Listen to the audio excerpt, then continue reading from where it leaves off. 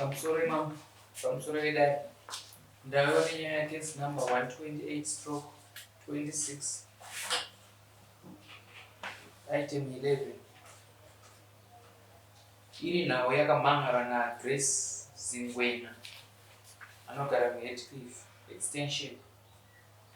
Panhau imwe chete akamhangarira Peter Albert anobva muvhileji Mamurove.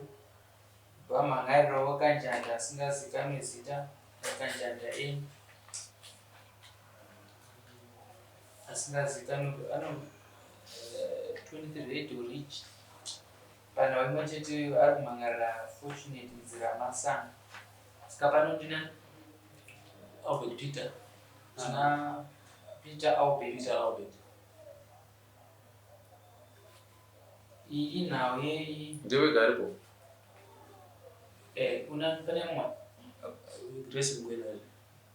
ayo ndiye manga Ndikori one.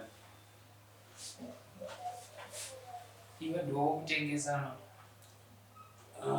Ndakamira sewitness pakati pavo nekunzvimbo. Illegal land sale dispute. What's Ndichakumbira Grace Ngwena usimudzira ruoko rwerudyi wotedzera zvandakutaura kumashure. Ini Grace Ngwena ndinopika pamberi pedare kuti zvose zvandichataura ichokwadi pamberi paMwari namambo wangu. Mwari avendibatsirawo. Chise ruoko pasi. Ndoya kwauri Peter Albert. Simudza ruoko rwerudyi kutedzera zvandakutaura. Ini Peter Albert. Tinopika pamberi pedare.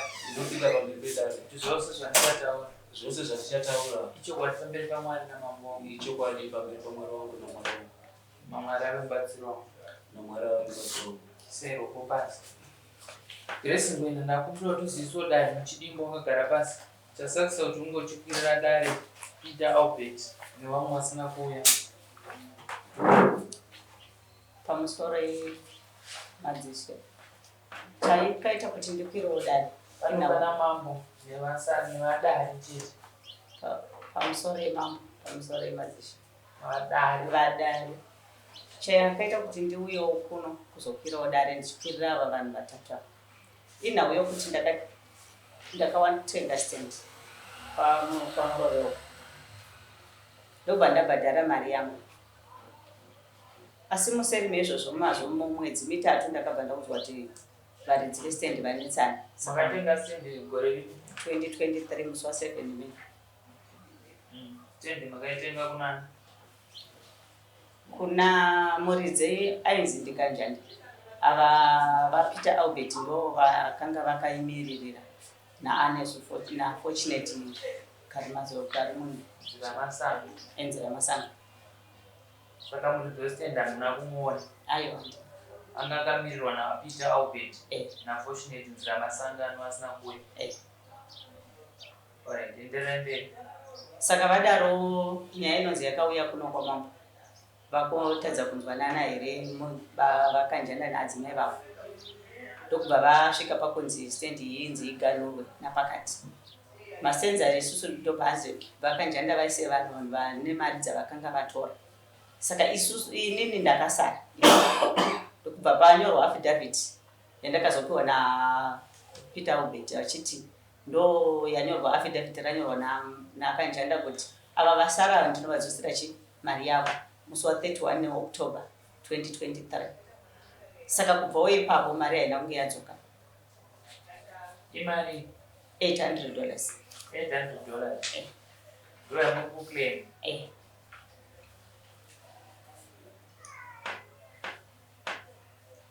Peter Albert. Unoite kutaura here? Unotenderana nezvataurwa naGrace Ngwena. Hanzoni vari kuda mari yavo 800 yaukakupai. Kutaura chokwadi zvavataura chokwadi izvozvo zvakaitika zveshuka, asi kuti muridzi wacho weground sofa payakava kudaro kuno kwamama vakanga vanzi vadzosere ava vanhu mari dzavo ifunga vanga vasiri vanga vari 2, saka akabva angomisa kuti ari kudzoka ndo kusadzoka kwaakazoita.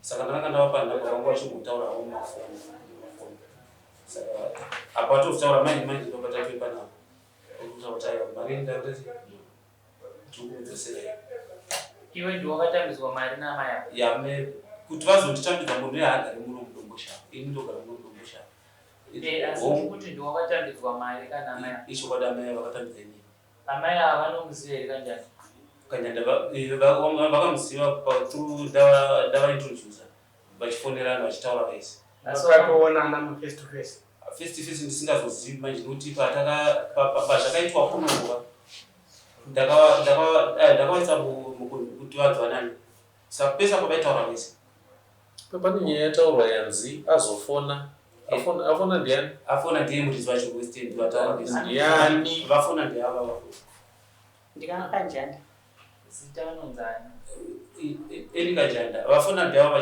vachimufonera imimi ndimafonera kanjanda nokuti vanga tifoni yakaisipita ndikati mere titrai nokuti inini ndinadzo but dzairamba regai tingotrai tiri pano kuti ndikuti adaireri saka ndafona ndobva yangoringa inhamba dzekupidza dzemuno akadaira achiti chii azofona bheki ndogona ndokumbira vachiti kutaura yamai afona achitubi bazofona bheki mawira yawo ati endai panzvimbo kana kuti dzoserwe mari yenyu nokuti Albert ndakataura naye ari kutofunga kuti pamwe ndakazosera naPeter Albert kanjanda ndiye afona achiti mimi munodzoserwa mari naAlbert naye ndozviri pere haana kudaro hatizvoni munogona kuenda paground onaisa mune nhamba dzasamaita here akati hongu ndinadzo akati samaita ndiani ndini futi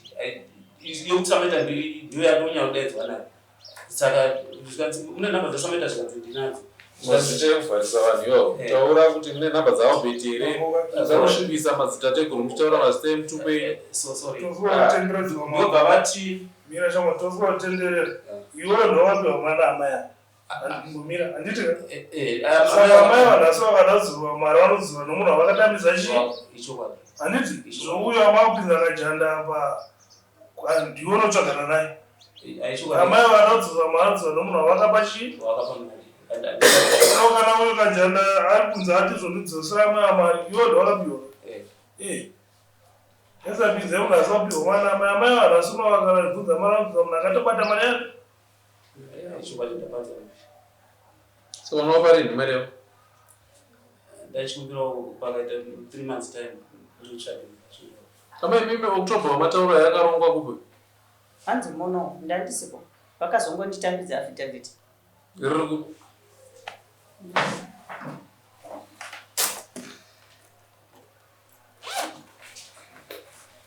so iwe Peter Albert unogara chii unogara village ndiri makajausai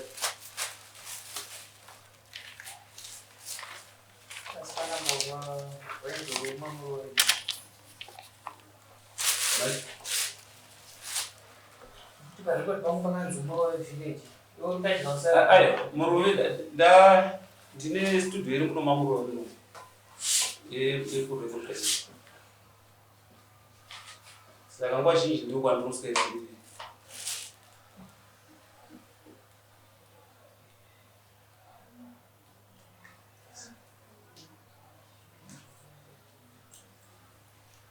ko eni kanjanda unomuziva upiwo eni kanjanda zvakaita kuti ndimuzive ndine muzukuru wake anowanika bana mashoko vanotambira ndiko ndakazivana ndiye akatanga kunditaurira kuti pane stand yasekuri kutengeswa chipambiri panasha saka pakuva achitsvaga stand ndakabva ndati no kune kwandakaratidzwa stand ndobva ndaenda nawo ndichibva ndamufonera kudaro akanditi ndiri kupi ndiri kuharare iye anogara anzi White Cliff ndopaanogara saka ndopakati vatouya here vane mari ndikati vatiti nemari taida kubhadhara ndopakanditi aiwa chitibatsirawo nditirawo pepa kutambira iyo pandionana newe ndogadzira pepa ravo ndozvakazongoitika ipapo saka agreement ine zita rako kai ndiwakanyora agreement neava ndida iye anga anditoataura kudaro kuti nyorera naye ikoko ndetwamama karakanyorwa pa kunzi ndinodzosa mari yavo it was 31 October ukuziva akatasa kugara ndachiziva akadhetwa akadarika kazvora kuti mari yakutodiwa izvozvi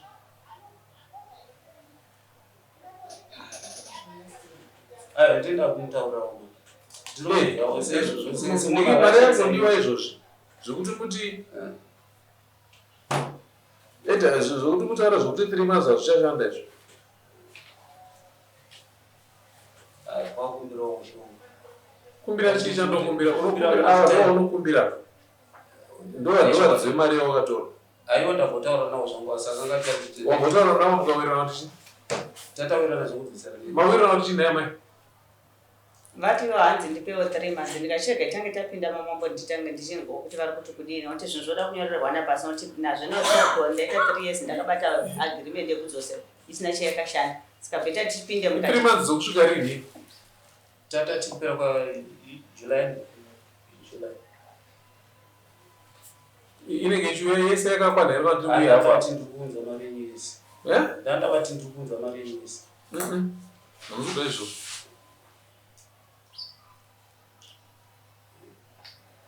Handisuda izvozvo. Ndikupa zvikamu zviviri. Unounza 400 pano. Uunza imwe 400 yacho wapedza.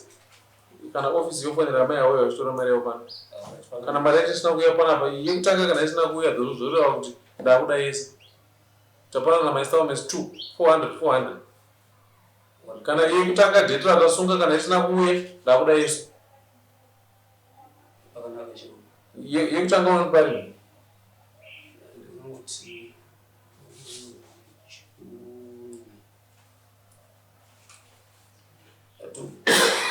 Not 16 June.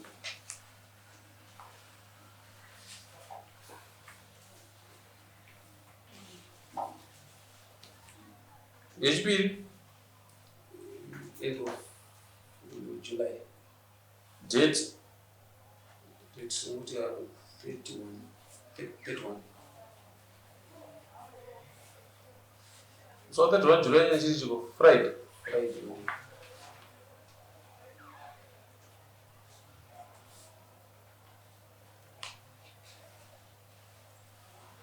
Kana 16 June adarika usinopa mari yangu ndenda kuda yese. By end of June. 16 June ukareka ndipa 400 dollars ndakuda yese.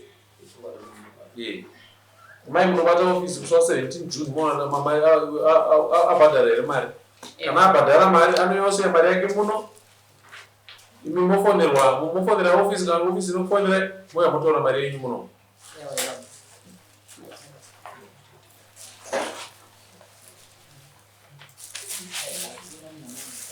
Vakuita kupiwa yakonda matora konda deko.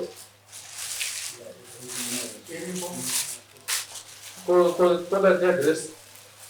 iripo zvakare. Zvakanaka.